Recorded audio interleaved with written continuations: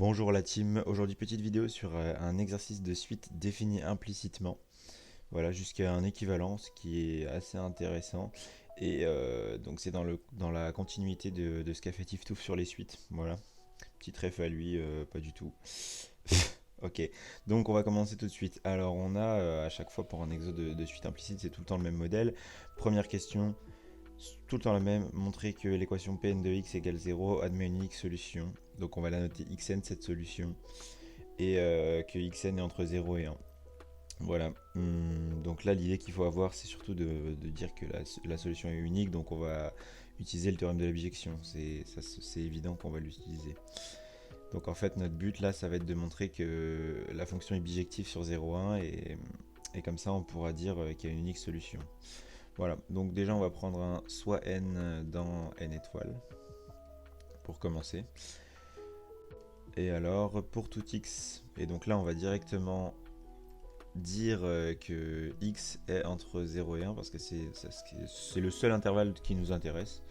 Virgule, on a, et donc là on va dériver Pn, ce qui est, la fonction est dérivable, hein, c'est un polynôme donc elle est dérivable.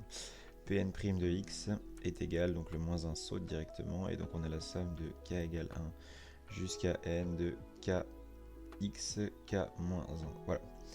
Donc étant donné que x est positif, k est positif, tout cela est positif. Et donc Pn est strictement croissante. Voilà. Strictement croissante. Et donc, d'après le théorème de la bijection, donc ça va assez vite cette première question, d'après le théorème de la bijection, voilà. Qu'est-ce qu'on a donc d'après ce théorème? Ce qui va nous intéresser c'est l'intervalle, donc en fait Pn de 0,1, et donc là on va le calculer. Étant donné qu'elle est croissante, c'est juste là un intervalle de même nature en calculant Pn. Donc Pn de 0 c'est très simple, ça vaut moins 1. C'est facile de voir que si on remplace x par 0, bah ça vaut moins 1 évidemment. Donc Pn de 0, moins 1 ici. Et ici, Pn de 1, alors la valeur, donc en soi c'est 1. En fait ici on a n termes, donc ça va faire n ici, moins 1, n moins 1. Mais ça ne nous intéresse pas vraiment cette valeur, en fait tout ce qui compte, or n-1 est positif, c'est ce qui compte, positif. Donc en fait on a bien une solution. Donc 0 appartient bien à l'ensemble 0,1, qui est celui-ci. Voilà. C'est important quand même de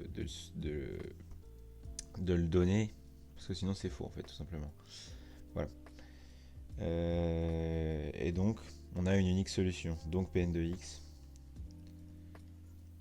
Pn de x égale 0 a une unique solution. Une unique solution dans 0,1. C'est important de le noter. Voilà. Très bien, donc la première question, c'est fait. Ok, donc maintenant qu'on a ça, le but va être de prouver que xn converge. Alors ce qui est intéressant de souligner, c'est que xn est entre 0 et 1. Donc elle est minorée par 0 et majorée par 1. C'est assez intéressant d'avoir cette information parce qu'il suffit juste de montrer que xn est croissante ou décroissante. Et nécessairement, d'après le théorème de la convergence monotone des suites, la suite xn converge. Voilà.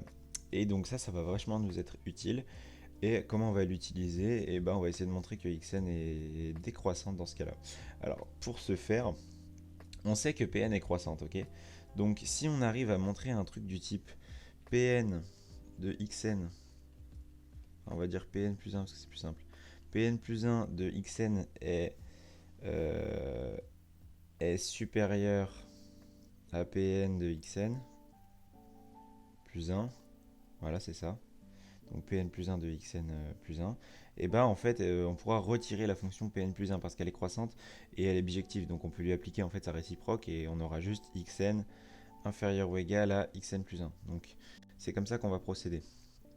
Alors, étant donné qu'on sait que Pn plus 1 de xn plus 1 est négatif, le but va juste être de montrer en fait, globalement ça se résume à montrer que Pn plus 1 de xn est positif. Et comment on va procéder? Alors juste j'arrive pas à effacer tout, c'est très énervant. Voilà, tac tac tac, j'efface un petit peu. Voilà, super. Ok, donc Pn plus 1 de xn Pn plus 1 de xn, c'est égal à, donc moins 1 par définition, plus, et donc là on somme de k égale 1 jusqu'à n plus 1, xn puissance k. Ok, mais du coup on peut réécrire cette somme en fait en séparant les termes. K égale 1, n xn puissance k plus xn puissance n plus 1. Ok, sauf que ça en fait, ce terme là, bah, c'est Pn de xn. Donc c'est égal à 0 par définition. Donc en fait, Pn de n plus 1 de xn, Pn n plus 1 de xn est égal à xn puissance n plus 1. Ce qui est supérieur à 0. Ok, par définition, c'est supérieur ou égal à 0 étant donné que xn est strictement positif. Voilà. Et donc du coup, en fait, en faisant Pn plus 1 moins xn, un Pn plus 1 de xn moins Pn plus 1 de xn plus 1, bah en fait ça nous donne, du coup c'est supérieur à 0. Excusez-moi, supérieur à 0. Parce que lui, il vaut 0 par définition.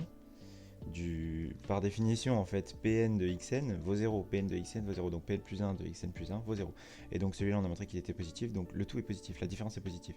Et donc en fait, Pn plus 1 de xn est supérieur à Pn plus 1 de xn plus 1. Voilà.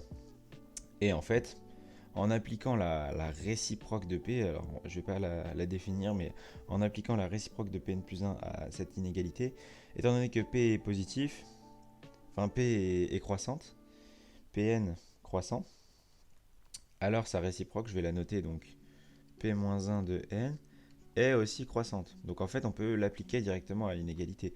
Et au final, on a du coup xn supérieur à xn plus 1. Voilà. Donc, xn est décroissante. Et décroissante est bornée. Et bornée, donc elle converge. Voilà. Voilà. Donc la suite converge. Ok. Voilà, jusque-là, on est pas mal. Ensuite, on va montrer que L est égal à 1,5. Alors, pour montrer que L est égal à 1,5, on va essayer de passer à... Enfin, on va réécrire déjà l'expression de Pn de x, n, et ensuite on va passer à la limite. Ok, donc on aurait Pn de xn qui est égal à moins 1 plus la somme des xk qui est égal à 1 jusqu'à n. Ok, pour ceux qui ont remarqué depuis le début, alors juste c'est égal à 0, mais ici on a une suite géométrique en fait. Donc on va essayer de la réécrire de la manière d'une suite géométrique. Donc ça fait plus, et donc là j'ai oublié de mettre, mais c'est xn.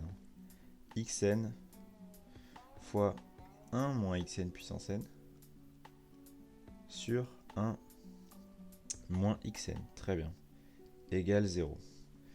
Ok, donc ensuite on va passer à la limite. Alors quand je dis passer à la limite, ça veut dire qu'on va l'égalité faire, disons que xn tend vers l'infini. Ok, et donc ça veut dire que xn est nécessairement entre 0 et 1.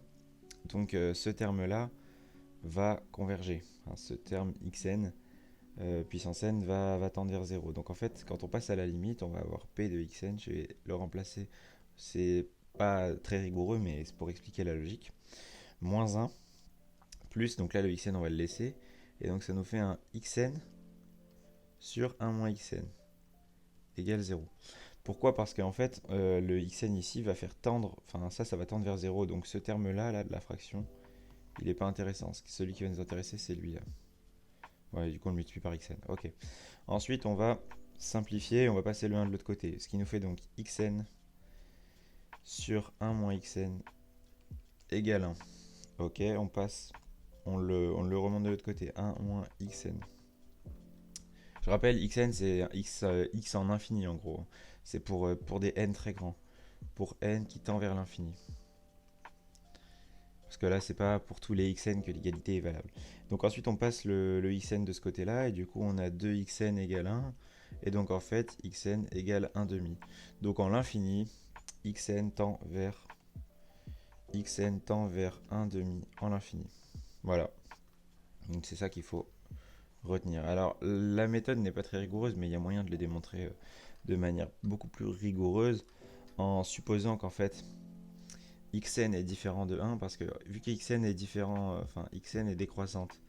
Sauf que xn elle est aussi inférieure ou égale à 1. Mais du coup pour des valeurs grandes de xn elle est nécessairement inférieure stricte à 1. Donc du coup on peut dire que tout ce terme là converge. Il y a moyen de le démontrer beaucoup plus facilement. Globalement c'est la méthode classique quoi. Ok, et donc la dernière égalité, alors j'ai enlevé le n plus 2 parce que c'est plus simple de le faire comme ça. Donc le but va être de montrer que xn moins 1,5 est équivalent à 1 demi puissance n. Ok, pour procéder, on va y aller petit à petit. Donc la 4, c'est parti. On commence par réécrire l'égalité. En fait, notre but va être de réécrire xn moins 1 demi à partir de p de xn. De p de xn.